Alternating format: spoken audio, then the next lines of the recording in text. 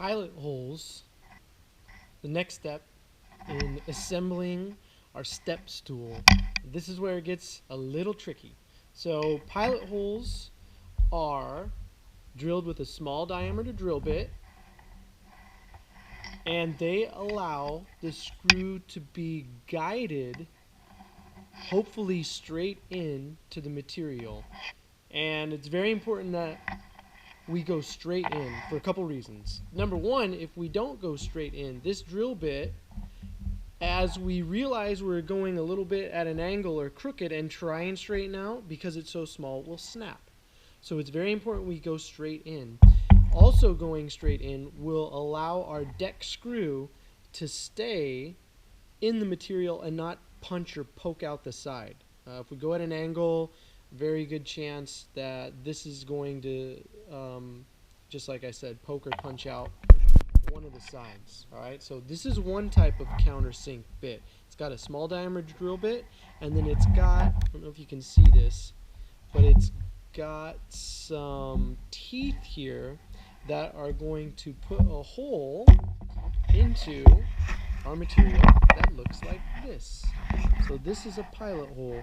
This will allow us to push that deck screw in with a little bit of space so that we can putty over. Very important that we don't see any hardware in our projects.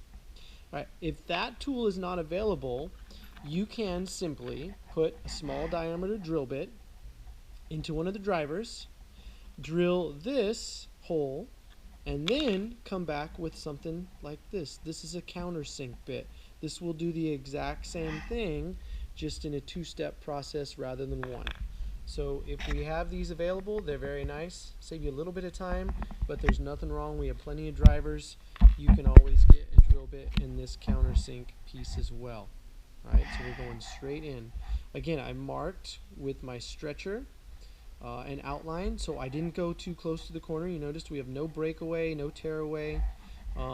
This is going to hopefully be very sturdy and a very steady hole. Okay, so now that I've got pilot holes drilled where they belong, now it's time to get into that stretcher. And again, this can be a little tricky. So the means that I have in doing this is I've clamped, number one, the side to the table so it won't move, and I've also clamped the stretcher to the table so it won't move. I've got my two deck screws stacked up right over the top, and I should be able to simply sink them into the stretcher. This part, like I said, gets a little tricky because you run out of hands eventually. So what do we have to do? We have to find some tricks, and one of the tricks is to use these clamps to make sure everything's pre-drilled. I've seated these screws in here, just a matter of pushing them in, and you know, away I go. I'll have this part of the process at least started.